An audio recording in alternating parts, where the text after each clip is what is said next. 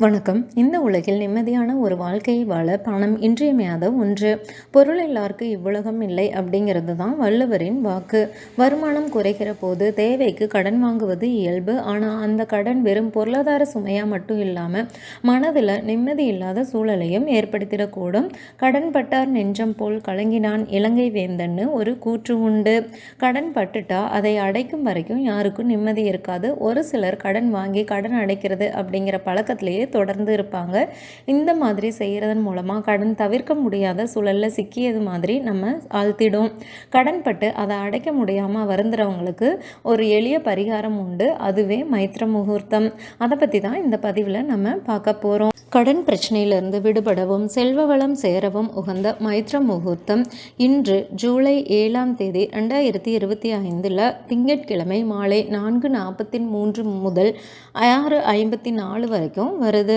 இந்த மைத்ர முகூர்த்த நேரத்தில் நம்ம என்ன செய்யணும் அப்படிங்கிறத தான் இந்த பதிவில் நம்ம பார்க்க போகிறோம். மைத்ர முகூர்த்தம் அப்படிங்கிறது ஒருவருக்கு பணத்தால் ஏற்படக்கூடிய மன சஞ்சலங்களுக்கு விடிவு காலம் தரும் முகூர்த்த காலம். யாரெல்லாம் கடன் பிரச்சனைகள்லேருந்து சிக்கி தவிக்கிறோமோ அவங்களுக்கு அதிலிருந்து விடுதலை தரும் காலமாக இந்த முகூர்த்த காலம் இருக்குது. ஒரு மாதத்தில் 2 முறை இந்த முகூர்த்த காலம் இந்த நேரத்தில் கடன்பட்டவர்கள் தங்கள் கடனில் ஒரு சிறு பகுதியை திரும்ப செலுத்த வேண்டும்.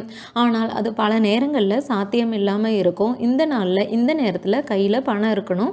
அப்படியே இருந்தாலும் அதை திருப்பி செலுத்துறதுக்கு வழி இருக்கணும். சமயத்தில் கையில் பணம் இருந்தாலும் அதை யாரிடமும் கொண்டு போய் தரவும் முடியாது. அப்படிப்பட்ட சூழ்நிலையில் இதற்கு சொல்லப்படும் பரிகாரம் மிகவும் எளிமையானது.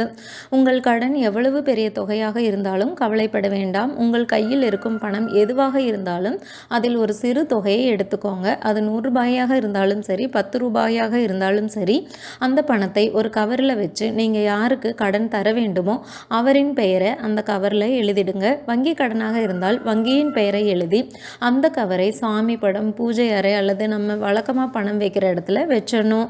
அதுக்கப்புறமா வீட்டில் இருக்கிற இஷ்ட தெய்வத்தின் படத்துக்கு அல்லது சிவலிங்கம் போன்ற சிறு மூர்த்தங்கள் இருந்தால் அதற்கு சிறிது அரிசி மாவு கொண்டு அபிஷேகம் செய்து ஏதேனும் ஒரு பூ சாத்தி வழிபட வேண்டும். குறைந்தது 5 நிமிடம் சுவாமிக்கு முன்பாக அமர்ந்து சிவபுராணம் அல்லது கோளாறு பதிகம் படிக்க வேண்டும்.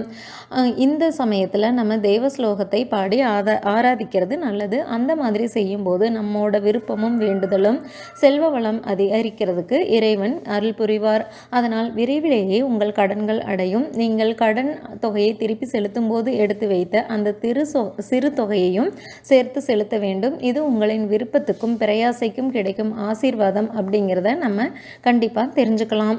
இந்த நேரத்தில் கண்டிப்பாக அன்னை மகாலட்சுமியை வழிபடுவது இன்னும் செல்வ வளத்தை அதிகரிக்கிறதுக்கு நமக்கு ஒரு சிறந்த வழிபாடாக அமையும். அதனால் இந்த மைத்ர முகூர்த்தத்தை தவற விடாமல் தீரா கடனிலிருந்து தீர்றதுக்கு இந்த சின்ன பரிகாரத்தை செய்கிறது ரொம்பவும் நல்லது. மேலும் தகவல்களுக்கு சேனலை சப்ஸ்கிரைப் பண்ணுங்கள். தேங்க்யூ.